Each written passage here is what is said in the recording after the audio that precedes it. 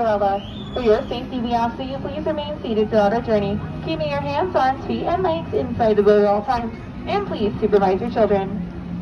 Now, most people travel to enchanted worlds through the pages of a book, but those who are lucky enough to visit in person, whether it's through rabbit hole with the little pixie dust, often find the way in to be quite magical, or even menacing.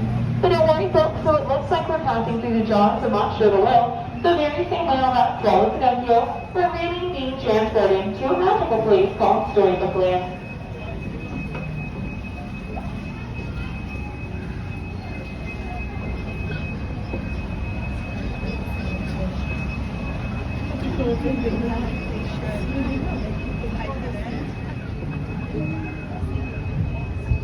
Of course, our story starts with Once Upon a Time, and in this case with Big Bad Wolf, whose cave is coming up on my left. He's always after those three little pigs who live across the way in those three houses. One made of straw, one made of stick, and one made of guaranteed wolf proof brick. But then our story's best to take a strange turn, for just around the corner is the quaint English village that's home to Alice. And one golden afternoon, she followed a very late white rabbit down a rabbit hole and fell down, down, down into Wonderland.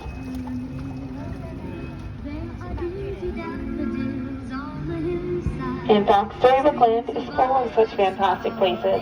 Places like London Park coming up on our right, where Peter Pan, John, Wendy, and Michael Darling first flew, with the help of Tinkerbell's pixie dust, on their way to Neverland, where they would never, ever have to grow up.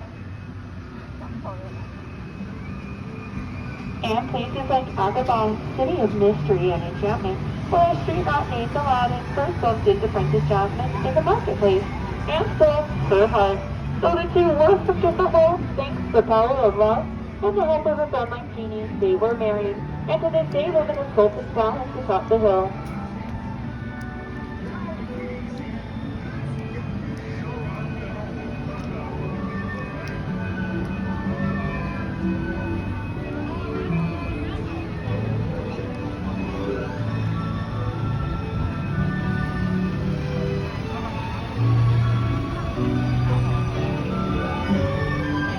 Stories are filled with fun and life. They all have their dark places as well. Places of mystery, like the Cave of Wonders coming up ahead. Its treasure bears a curse, which can only be lifted by the genie of the lamp. Legend has it that whoever sets the genie free will be granted three wishes. So let's make a wish and see if it comes true.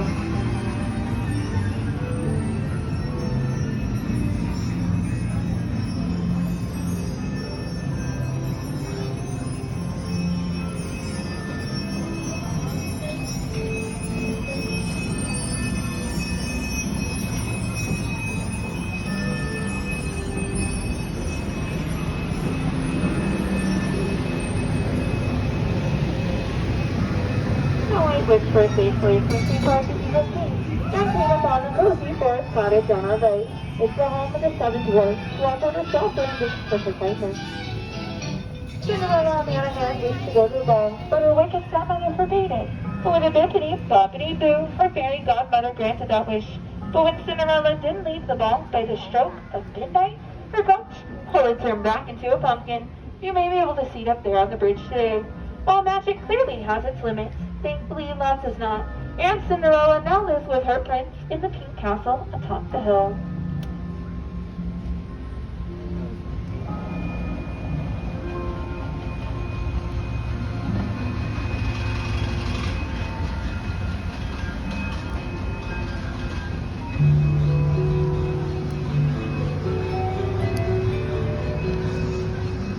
While some dream of happily ever after, others dream of drifting off to sleep on hills of closer flowers.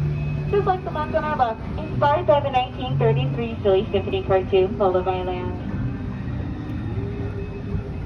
You know, there really is magic everywhere in Storybook Land, even in the plains, which will never grow up thanks to Tinkerbell's enchantment. That's just part of what made this place a favorite of master storyteller Walt Disney, and it continues to inspire these stories.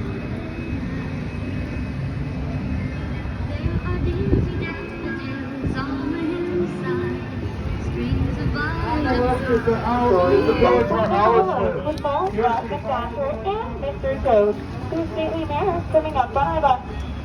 Oh, but sorry, folks, it looks like Jay's audio show isn't home right now. Well, he's probably off in his motorboat to wild life somewhere in Fantasyland. And stories of magic, like that of Arendelle, beneath the frozen mountains just beyond. They'll also float to the icy palace without the fear. My sister, Mona, and Goose, to let her go. That after true love, see them both, showing family come weather even the harshest of snowstorms. While in the Alpine village ahead, the horse carver Geppetto wished upon a star, for his son to become a real boy.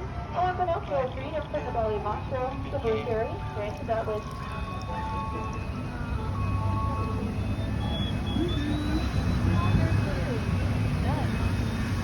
Geppetto's wish was like those in so many fairy tales, like the one that led a little mermaid named Ariel to give up her life under the sea and join Princess in a castle on the lake. Her story starts at first in the underwater city of Atlantica, and I left and spills out into adventures that ultimately end, like all the stories do, with happily ever after. Now, as we approach it up, I'd like to remind everyone to keep all those tales